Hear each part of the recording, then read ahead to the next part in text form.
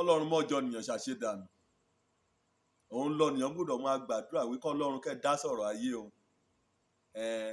Ẹ ṣọ̀rọ̀ mímọ̀ ṣíṣe o. Olùmúrè à ń lè mọ̀, à ń lọ́pọlọ, à ń lọ́gbọ́n, àìkété orun iṣẹ́ pátá kàn mí fi sí ẹ̀nu ní. Òun lọ́lọ́run mọ́kàn mi lọ sọ́dọ̀ àbáni pẹjapẹja ni. Pétérù, Símónì Pétérù ẹ̀pọ̀ orúkọ rẹ̀. Ọ̀sán gígùn ọmúṣẹ́ ni ẹ̀rùnṣẹ́ ní àtẹ́lẹ̀ kẹ́tì ìgbà Jésù sínú ayé rẹ̀. Òṣè ẹ̀hún làbá rẹ̀ ṣe kété òlólè mọ́. Ìgbà alẹ́ ìjọ kàwé ẹ̀rùn fẹ́ ẹ̀rọ o kété òru náà mú wẹ́jà ni. Ẹja kan gírò ẹ̀ẹ̀kan ṣe ṣùṣìnà kẹ́ bọ́ sínú àhán rẹ̀. Wíwẹ̀ gbìyànjú wíwẹ̀ làágùn wíwẹ̀ yẹ ọ̀rọ̀ adìyẹ lè jẹ́ ọmọwé adìyẹ làágùn. Ẹ ṣe lépa ipá, ẹ ṣe lépa agbára. Ibi kò ṣe lépa ẹ̀mí mi lọ́lọ́run wí. Ó yẹ kó máa yè aláwáǹsì ní òyìnbó iye mi kó máa aláwáǹsì àyè tọ́lọ́run kó máa sílẹ̀ nínú kété akitiyan kó bá ṣe nínú ayé. Kọ́ọ̀yàn bá ti gbẹ́kẹ̀lé agbára rẹ̀ gbogbo àmúràn Ọlọ́run akànjá kó a ṣe bẹ́ẹ̀ yá o. Àwọn àmọ́ òkè Dáúdà rẹ̀ ká dà. Òun lọ amúrikọ lòmúra chéchéchéchéchéché. Kọ́ báyìí tí ṣé báà ní látọdún bọ́dún kẹ́ ẹ jẹ́ ọlọ́. Ó yẹ kó béèrè. Ọ̀ní kó bá mọ̀ bí kìrálẹ̀ ti ń là. Ètò náà kà ṣe wàsálà ṣá títí ká mú para rẹ̀ sọnù mọ́ para rẹ̀ sọnù. Kó bá ti gbìyànjú kó sapá gẹ́gẹ́ bí ọmọ ènìyàn. Ọkùnrin lọ àbí obìnrin. Kò rí pé ẹ sọnà. Ẹ sò tẹ̀síwájú. Irúgbẹ́ lọ̀yàn jákú ké sí Jésù. Dá sọ̀rọ̀ ayé mi. Ó bá ti ké sí báyìí kẹ́ dá sọ̀rọ̀ ayé rẹ̀. Ògbẹ́ lọ̀rọ̀ rẹ̀ ṣe yóò lé yanjú. Ògbẹ́ lè tọrọ ṣe abákọ̀bọ̀ lápò rẹ̀. Ògbẹ́ ní kété wọn kò ti téjọ wé ó lọ àwòrán mọ́tò.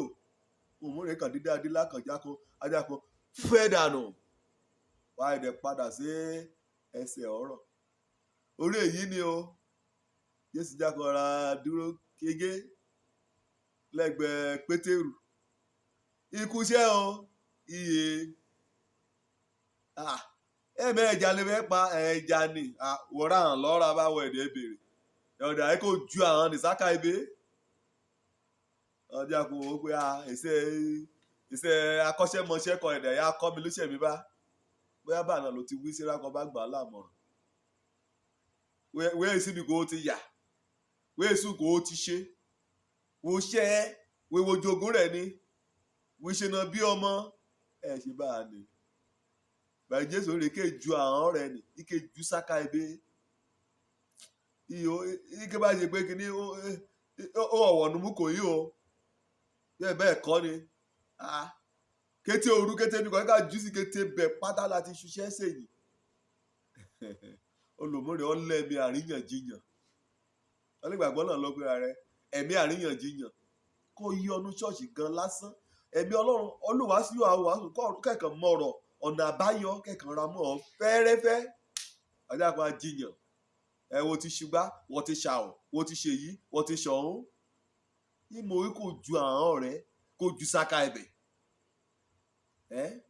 Olùmúrè kàn ti wú lẹ́rẹ̀ méjì kàn wú lẹ́rẹ̀ mẹ́ta kàn wú lẹ́rẹ̀ mẹ́ẹ̀dọ́gbọ̀n. Àgbègbèsè gbàgbọ́. Ọjà kan rè pẹ̀lú ọ̀sẹ̀ mímí ralẹ̀. Yémi tẹ lọ́rùn ọjà kú ju àwọn ni. Ó ju sáká bí kì í olúwa ké jù sí.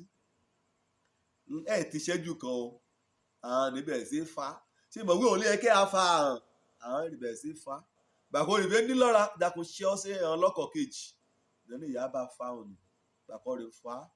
Kàn fa. Kọ̀ọ̀kọ̀ kún kàn fa.